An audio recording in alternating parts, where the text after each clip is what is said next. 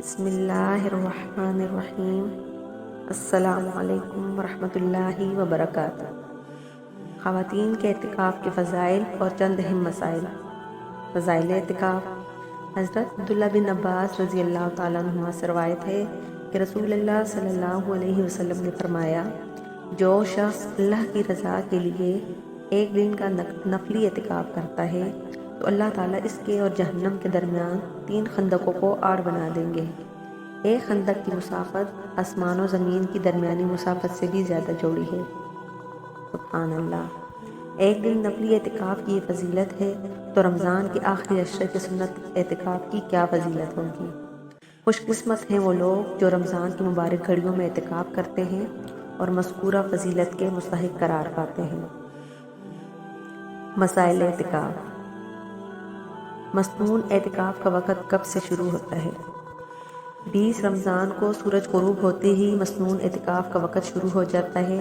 اس کے لیے معتکفہ خاتون کو، یعنی جو خاتون اعتکاف پہ بیٹھے، غروب آفتاب سے کچھ دیر پہلے ہی نیت کر کے اپنی اعتکاف والی جگہ یا کمرے میں پہنچنا ضروری ہے، ورنہ اعتکاف مسنون ادا نہ ہوگا۔ اور نیت دل کے ارادے کو کہتے ہیں۔ جب دل میں یہ ارادہ کر لے کہ میں اس رمضان کی آخری عشرے میں سنت اعتکاف کرتی ہوں، بس اتنی نیت بھی کافی ہے۔ لیکن یہ بات ذہن نشین رہے کہ سورج غروب ہونے سے پہلے اعتکاف کی جگہ پہنچ کر نیت کرنی ہوگی، ورنہ سورج غروب ہونے کے بعد سنت اعتکاف کی نیت معتبر نہ ہوگی، وہ سب نفلی اعتکاف ہو جائے گی۔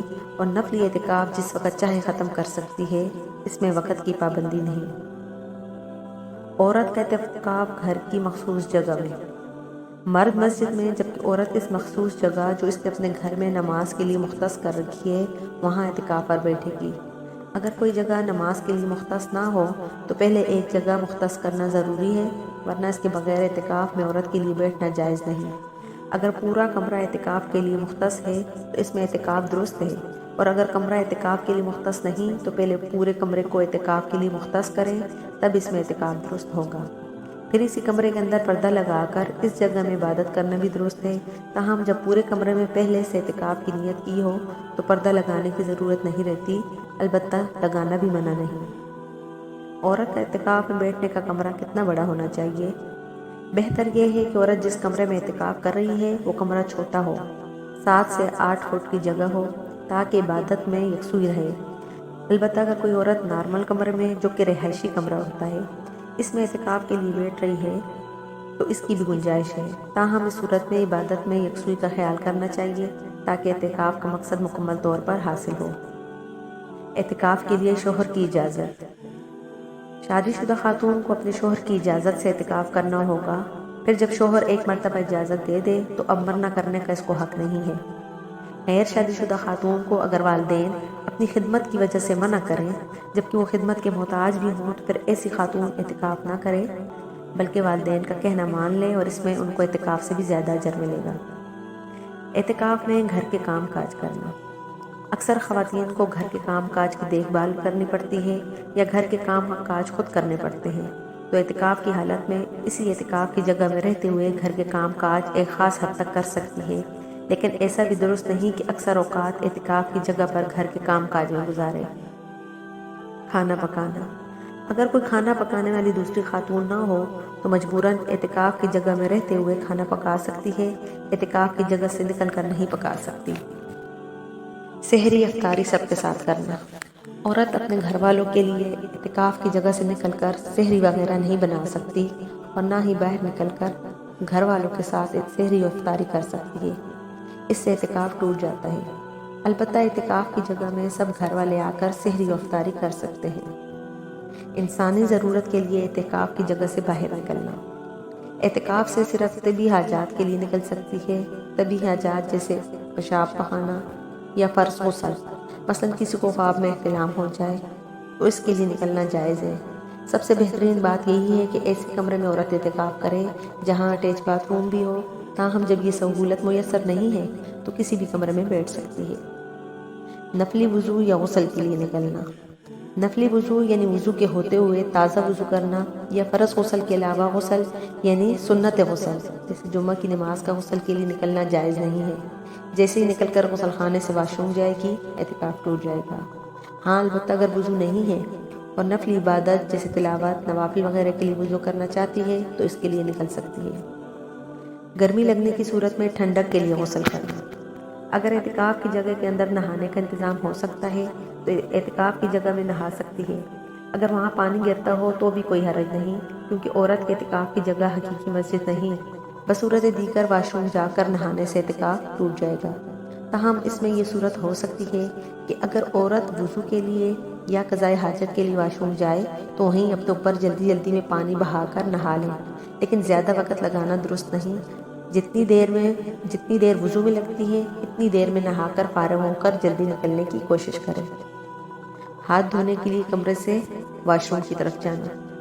کھانے کے لیے ہاتھ دھونے کے لیے اعتکاف کی جگہ سے نکلنا درست نہیں، گوئی ایک سنت عمل ہے، لیکن شرعیت بھی حاجت نہیں۔ صابن سے منہ ہاتھ دھونے کے ارادے سے اعتکاف کی جگہ سے نکلنا۔ وضو کے ارادے کے بغیر صابن سے منہ ہاتھ دھونے کے ارادے سے اعتکاف والے کمرے سے باہر نکلنے سے یا صرف اسی مقصد کے لیے واش روم جانے سے اعتکاف فاسد ہو جاتا ہے۔ ہاں اگر وضو ٹوٹ گیا ہے اور وضو بنانے کے لیے صابن لے کر نکلی اور صابن سے جلدی جلدی میں منہ ہاتھ بھی دھو لیا تو اعتکاف نہیں ٹوٹے گا۔ سخت بیماری۔ جو عورت سخت بیمار ہو جائے اور اعتکاف میں ٹھہرنا مشکل ہو تو اگر ڈاکٹر کا اعتکاف لی جگہ پر آنا ممکن ہو تو بہت بہتر ہے، ورنہ عورت علاج معالجہ کے لیے نکل جائے تو اس سے اعتکاف تو ٹوٹ جائے گا۔ ایک روزہ اور ایک دن رات قضا بھی کرنی پڑے گی، مگر معتکفہ عورت گنہگار نہ ہوگی۔ بلا ضرورت شرعی طبی کے نکلنا۔ شرعی طبی حاجت کے علاوہ کسی اور کام کے لیے اعتکاف سے نکلنا جائز نہیں۔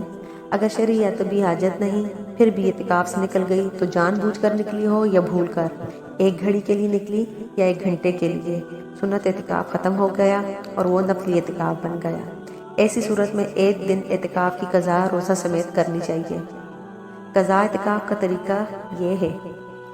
قضاء اعتکاف یہ ہے کہ صحت ملنے پر اسی رمضان میں یا عید کے بعد مغرب کے وقت سے پہلے اعتکاف والے کسی بھی کمرے میں اعتکاف کی نیت سے موجود ہونا اور اگلے دن مغرب کے وقت تک ٹھہرنا لازم ہوگا، اور قضاء میں لازم ہے کہ ساتھ روزہ بھی رکھے، چاہے اسی رمضان میں فرض روزہ رکھنے کے ساتھ اعتکاف کی قضا کرے، یہ بھی درست ہے، یا عید کے بعد روزہ رکھنے کے ساتھ اعتکاف کی قضا کرے۔ تاہم روزہ رکھنا قضاء اعتکاف کے ساتھ لازم ہے، بغیر روزہ کے قضاء اعتکاف نہیں ہوتا۔ اعتکاف میں بات چیت کرنا۔ بعض خواتین کا خیال یہ ہے کہ اعتکاف میں بیٹھ کر بالکل بات نہیں کر سکتے، یہاں تک کہ اپنے محرم مردوں سے بھی پردہ کرنا ہوتا ہے وغیرہ وغیرہ۔ یاد رہے شریعت میں اس کی کوئی اصل نہیں۔ ہاں بغیر ضرورت بلا ضرورت باتیں کرنا اچھا نہیں، لیکن اعتکاف نہ تو بالکل چپ کا روزہ ہوتا ہے نہ ہی محرم سے پردہ، لہٰذا ضروری بات چیت کر سکتی ہیں۔ کوئی محرم مرد یا کوئی عورت ان کے پاس آئے تو ان سے مل بھی سکتی ہے۔ اعتکاف میں حیض و استحاضہ۔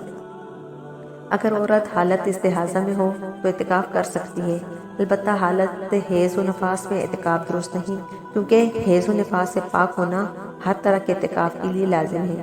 اگر دوران اعتکاف حیض یا نفاس شروع ہو گیا، یعنی عورت کو ماہواری شروع ہو گئی، تو اس کا اعتکاف ٹوٹ جائے گا اور پاک ہونے کے بعد اعتکاف کی قضا لازم ہوگی۔ حیض روکنے والی دوائیں استعمال کرنا۔ عورت کے لیے اعتکاف کے دنوں میں حیض روکنے والی دوا استعمال کرنا جائز ہے، تاہم بہتر نہیں۔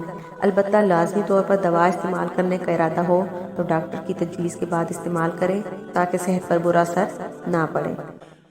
بلا ضرورت موبائل فون کا استعمال۔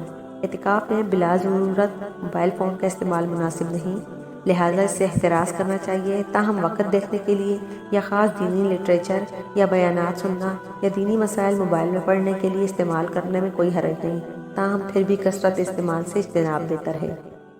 اعتکاف میں آن لائن کلاسز لینا۔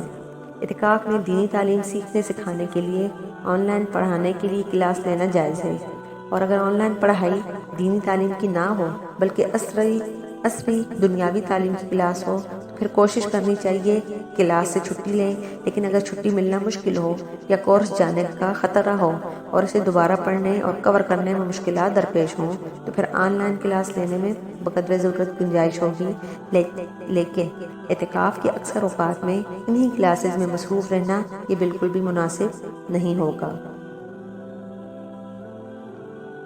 اعتکاف سے نکلنے کا طریقہ۔ عید کے چاند کا جیسے ہی اعلان ہو تو سنت اعتکاف مکمل ہو کر خود بخود ختم ہو جاتا ہے۔